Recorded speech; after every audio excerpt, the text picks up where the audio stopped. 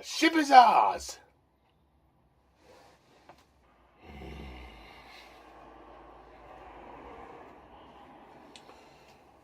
Gentlemen, I be placed in a bewilderment. There I were. And then a pour of sudden, I hear an ungodly row on deck. What be that, first mate? Mutiny, Captain. Again? Mutiny? Aye. Mutiny. Now what befalls mutiny? Well, we know the answer to that. Mutiny is...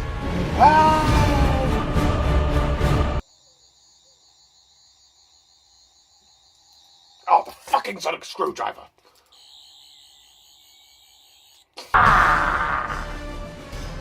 No, please!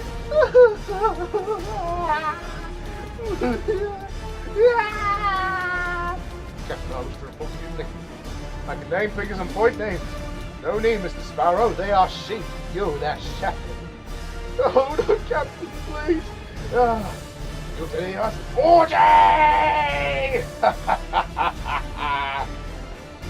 So this is why I staged this cabin. That vile creature, as you call her, is worth 100 of you. Oh. Twice in one day I find myself in a bewilderment. If that displeases you, go pray. Not every soul can be saved. Yours cannot. You care for her. You fancy her. What are you talking about?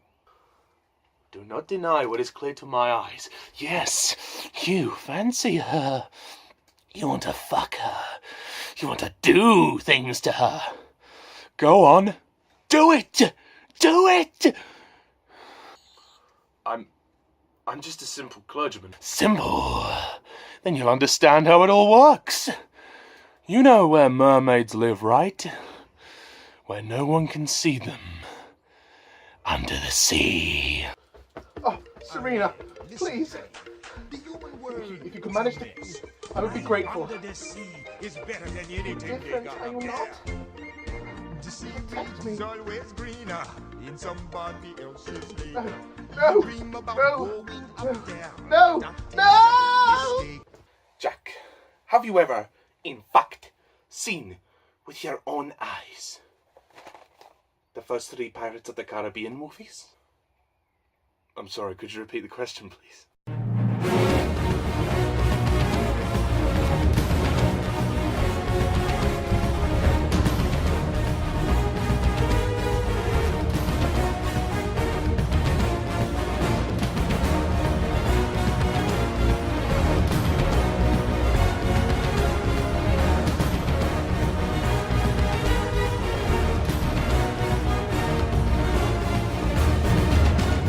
Hello, Pirates of the Caribbean fans, and welcome to my review of the 4th film in the Pirates of the Caribbean franchise, Pirates of the Caribbean on Stranger Tides, directed by Rob Marshall, released in 2011, 6 years ago, blimey, and up until recently it was the most recent film in the series, so it's been a while since this has come out, makes you wonder.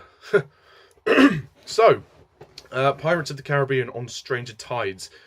So, basically, it continues sometime after the events of At World's End, and it pretty much picks up from that plot point that was left open to us at the end of the 3rd movie. Jack Sparrow and a couple of parties are all competing to go after this Fountain of Youth, to which grants eternal life. Jack meets up with his old flame known as Angelica, who poses as him to commandeer a crew in a ship. It turns out she is the first mate and daughter of Blackbeard, otherwise known as Edward Teach. He wants to basically get to the Fountain of Youth so he could, well, gain immortality, or at least a longer lifespan. The Spaniards, who are another competing party, they want to destroy it because they believe it defies all religious faith and belief. And Barbossa also is involved. He is in the Navy. He's serving for King George. He wants to get revenge on Blackbeard for cutting off his leg. And Jack gets kind of caught up in all this, so that's really really it for the plot. There's not much to it. On Stranger Tides, when this came out, I really liked this one. I really had a high opinion of it. Suffice to say, my opinion of this one has gone down a bit. I mean, I like this movie. It definitely feels very different to the first three, and I think that's very apparent. You can tell that Gore Verbinski hasn't directed this movie. It just doesn't have the same feeling.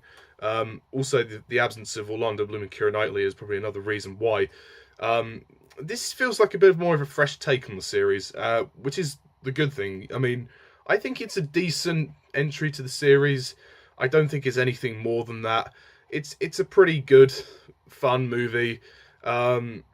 It certainly doesn't try to be as ambitious as 2 and 3, as Deman's Chest and At World's End. It's not going for a big, epic scale. Well, I mean, it kind of is, but it's more on a watered-down note than them, and it's not as long as the third movie, thank God. It's kind of a back-to-basics kind of route, which I think was appropriate for this series. It feels a bit like The Curse of the Black Pearl in that sense. Just a standalone adventure. It's a fun romp. It's the best way to describe it. But I don't think it's the best of the series. But it's decent, you know, it's good. The story's alright, I guess, you know, the Fountain of Youth, kind of people going after it. There's not much really to it, to be honest. There's some interesting character dynamics. For this time, the cast has changed a little bit. We no longer have Orlando Bloom and Keira Knightley in this film. They bowed out of this one. They decided to bow out after the third one. I mean, their story was pretty much done anyway, so I didn't see a point to having them back in anyway, so which is a nice change. Instead, we have Penelope Cruz, who plays Jack's old flame, Angelica, who is the, well, supposed daughter of Blackbeard.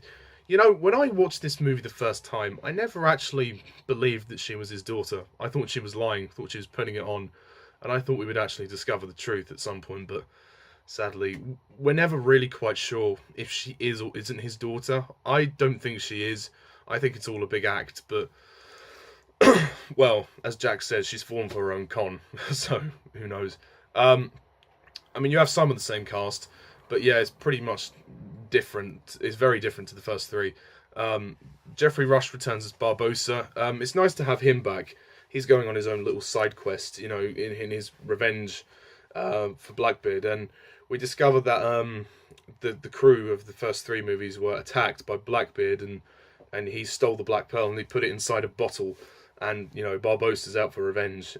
He doesn't care about the king, he's just going after Blackbeard. It's a way for him to go after Blackbeard to get a ship and a crew, which I thought was an interesting plot, and one that resolves itself really well. And his performance is great in this movie.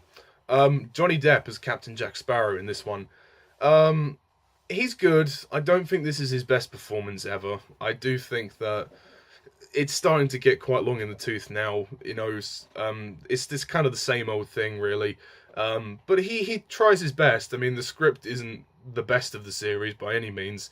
I mean, it's a decent script, but some of the comedy is a little bit forced, I will say. But Johnny Depp tries with what he has, and I think he's entertaining enough in this movie. Who else do we have in the cast? We have Ian McShane, who plays Blackbeard. Blackbeard is pretty good. I think he's pretty scary. I mean, the guy's evil. He's just evil. Like, he's pure evil. There is no redeeming him whatsoever. I love his reveal in the sort of the 50-minute mark of the movie, where they try to take over the Queen Anne's Revenge in a mutiny, and he steps out of his cabin for the first time, and then the music changes, and then, you know, he gives this slow speech, and then he draws his sword, and the ropes start tying around all the crew and everything, and the music goes really epic. The dun dun dun dun dun, like, it's so epic.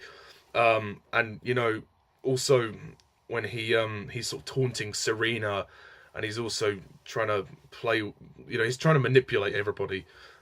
He's just pure evil. But beyond that, he's just kind of there. He just stands around and he doesn't do anything. He just tags along. Like, he's just walking around for most of the movie. And then during the end, obviously, he has a fight with Barbossa.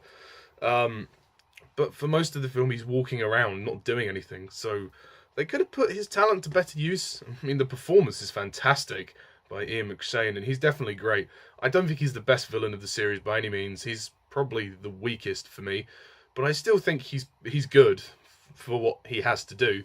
I just think they could have done more with him than just walking around. I mean, he's pretty intimidating when he's trying to taunt Serena and Philip as well, who's the young guy of this movie. I mean, those two are actually. Let's move on to them. Philip and Serena, they are basically the Will and Elizabeth replacements. That's the way I see them. And their love story, their romance, it wasn't necessary. You didn't need it. We'd had 3 movies of Will and Elizabeth. We didn't need another romance in this movie. I mean, don't get me wrong. I think they're both good actors. They try their best. Sam Claflin's a good actor. He's also in The Hunger Games. He plays Finnick. He puts on an American accent for that role, and he's really good for that. Astrid Berges-Frisby plays Serena. She's good. She has a couple of lines. She's pretty good. But there's just no chemistry. Like, they don't really develop their romance. It's just kind of thrown in there because, oh yeah, Will and Elizabeth aren't in this movie. We have to have some kind of romance. It's just so forced, and it doesn't fit in the story. It has no place in the story, so I would have just removed it. I mean, you know, there was no point, really, to having that in there. But the performances were good. They tried. Kevin McNally returns as Gibbs. It's nice to see Gibbs. They at least brought back one of the original crew. You know, Gibbs definitely tries his best. I mean, Kevin McNally, he's definitely in there. He's kind of just thrown in there for the sake of it, but I like Gibbs. He's a good character. We'll talk about Angelica. Penelope Cruz plays her really well. She's sort of a feisty, manipulative bitch. You don't really know where she stands. It's very hard to tell. Like, her character motivations are very unclear. This is the problem I have. The script feels a little bit clunky. It's not really clear, you know, what her intentions are. I mean, she's clearly smitten by her father, or her supposed father, but yet she's also kind of got a thing for Jack, but then she kind of doesn't trust him. So, you know, what the hell's going on? And you don't understand how Jack feels about her. He obviously has some feelings for her, but then he kind of hates her at the same time. It's like, what the hell's going on? Can we just make this a bit clearer, please? I'd just like to know. I'd like to have a bit more clarity with this, please. And, you know, the crew in this movie suck. They just suck. There's just nothing. I mean, Scrum is alright, but the rest of them are just there. They have no personality. I mean, like, the original crew, you had, like, Marty, who's the little midget one, and he was good. Pintolamrigetti. Sorry about that, I was interrupted. Where was I? I've completely forgotten what I was going to say. Yeah, the script isn't really as strong as the others, I feel. I mean, probably because it feels so different. It kind of feels like they have to go from place to place to place. It's kind of a bit, you know, all over the place in some scenes. The story's so basic that, you know, I mean, it was nice to start in London, actually. It was, you know, it was nice to do that. And I love the cameo from Richard Griffiths. I think he's absolutely hilarious as the king, especially the bit when he goes, "Oh, he escaped," and then Barbossa's like, "Leave it to me, sire." When he gives the thumbs up, that's just it's just great. And rest in peace. The action sequences, I think this is probably the weakest action of the series. That's not to say it's bad. It's just a bit, it's all right. You know, it's just nothing spectacular. I mean, the best action scene of the movie for me has to be the mermaid scene. That scene was intense. I think that's my favourite scene of the movie as well. It's just so intense, and the score that builds up by Hans Zimmer is superb. And, you know, when they're singing that song, you know, the Jolly Sailor Boat, and then they get their fangs out, and then the music rises and it gets really intense. And, you know, that's I love that scene. It's really cool. There are good scenes in here. There's nothing really that stands out to me. I don't know, it's just a very run-of-the-mill, it's a bit forgettable in places. It's certainly not a bad film, it's good, it's decent, but it lacks the vigorous excitement and finesse of the first three. But there are some good moments, I can't deny. It's kind of hard to say. I do feel like I agree with Jeremy Johns in his review when he says there are too many people going after this Fountain of Youth. for various different reasons, of course. I mean, and the parties don't really cross to the end of the movie. The Spaniards kind of just feel thrown in there. Like, their viewpoint is really interesting about how they feel that it's, anti-religious. The whole idea of the Fountain of Youth is that it dismays all their beliefs, but yet they're barely in the movie. They appear like 3 times. I mean, especially as we open with them as well, which is nice. I thought, okay, they're going to be a central focus. Why have Blackbeard, as the villain? Why not have a Spanish villain? Well, of course, that will have a Spanish villain in the 5th movie. But surely it would be better to do that. Have a Spanish villain, have that main Spaniard guy as the villain. Yeah, so I mean, I guess you could say there's a little bit too. It's not clear what's going on in terms of the characters. The characters are a bit all over the place, which is weird because it's just such a basic story that you think that there are certain things that aren't explained, like how the hell does Serena know that they are in the Fountain of Youth when she gives them her 2nd tier, and how does she know how to get there as well? And also, like, what? It's just like, what? I mean, some of the action as well is just sloppy. Like, the mutiny scene, it's just not exciting. And the climax, they fumble their way through the climax. It's poor. It's a poor climax. The fight only lasts about 2 minutes. The battle at World's End is much more epic. I used to rate this one a bit higher, but now looking at it, I've really analysed it and I've seen it's very flawed. It's very flawed. The pacing is all over the place. I mean, it starts out pretty quickly, and then once they get on the ship, on the Queen Anne's Revenge, it starts to really slow down. And again, it starts to pick up with the mermaid, and then when they get to the jungle, it starts to slow down. The pacing is so uneven. It doesn't. I mean, this movie is one of the shortest of the series. It's not the shortest because the new one is the shortest, but it is 2 hours 16 minutes, and it feels longer. Actually, it feels longer than that. But that's not to say that it's bad. I mean, there are some great aspects. Like the visual effects and CGI are really good. The performances are good for the most part. It's entertaining. It's fun, but it's kind of mindless fun. It doesn't have the intelligence or the insight of the first 3 movies. Yeah, even the 3rd one, which was far too long, but it was more coherent for me than this one. Gore Verbinski definitely. I mean, those 2 and 3 were more epic, but still, the scripts were better for me. The scripts felt more nourished than on Stranger Tides. I could certainly watch this again. It's a fun romp. I think it's entertaining. It moves along at a good pace. The music score is fantastic by Hans Zimmer. It's not the best music score of the series, but it is a damn good one. Especially the theme he has for the mermaids, and the opening theme as well was really haunting, like the ooh, ooh. But yeah, this one, it always stands out to me, obviously because the cast is so different. I mean, one thing I'll say in its defense, I think the absence of Orlando Bloom and Keira Knightley is an asset to this film. Those characters, Will and Elizabeth, they aren't really interesting to me. They're not as interesting for me as Jack or Barbosa, and their story was done to the hilt, which is why I'm not really excited that they're in the 5th one, but oh well. We'll see how they fare in that one. As long as they don't overcrowd it, it should be okay. And, I like the relationship between Jack and Angelica. There's a good scene where they're sort of, Scrum is playing his guitar, and then he's trying to, they're talking about the Fountain of Youth, and they're, like, having a romantic dance.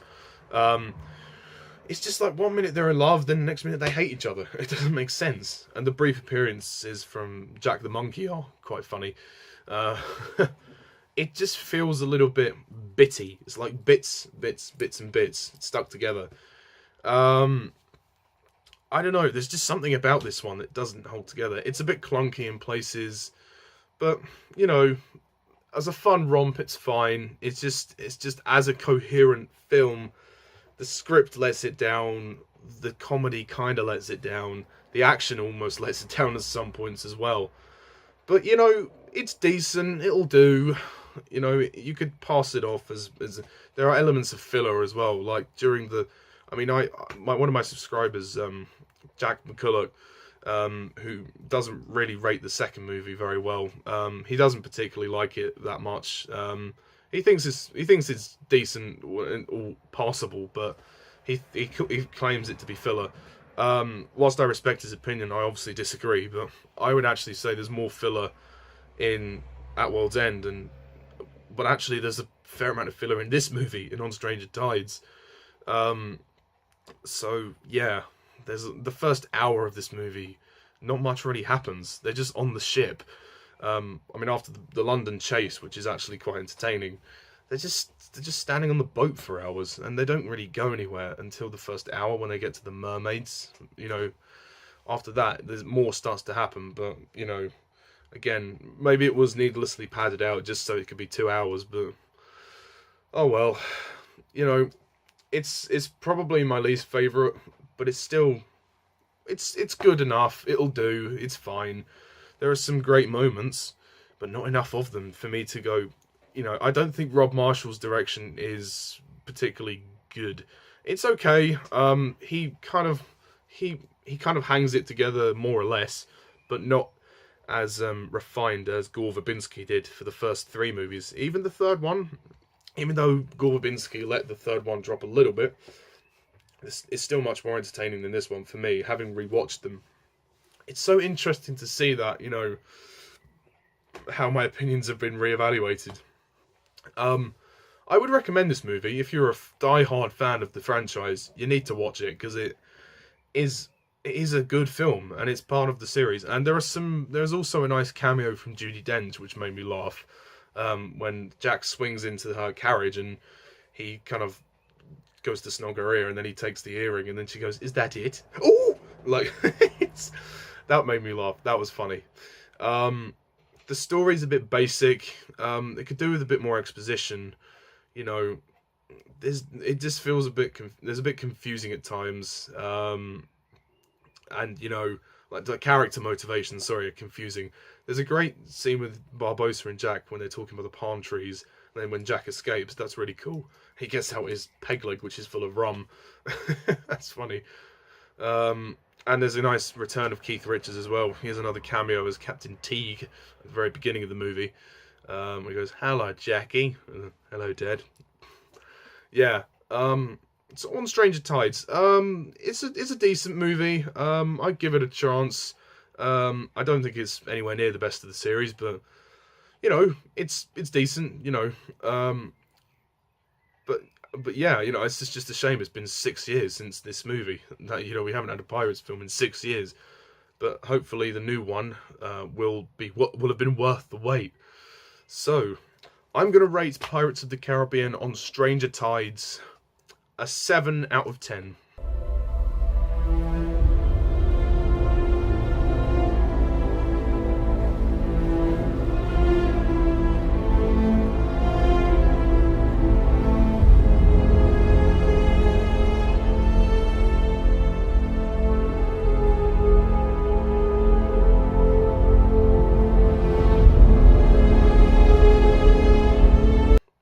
Yeah, you know, it's good, it'll do. Also, that scene on the cliffside, for me, goes on way too long. That scene is way too long. The whole bit with the pistols, they could have just cut that out. That scene just dragged on forever.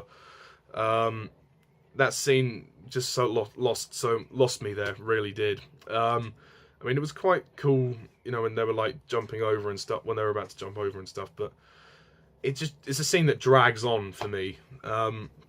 So, that's my review of Pirates of the Caribbean On Stranger Tides. What do you think? Do you agree? Do you disagree? Put your comments down below, let me know. And tune in next time when I review the 5th, and at the moment, final Pirates of the Caribbean movie. Pirates of the Caribbean, Salazar's Revenge. Or Dead Men Tell No Tales, if you're outside of the UK. That title change is going to bug me. But anyway, thank you guys all for watching, and as always, I'm Mr. TARDIS11. See ya.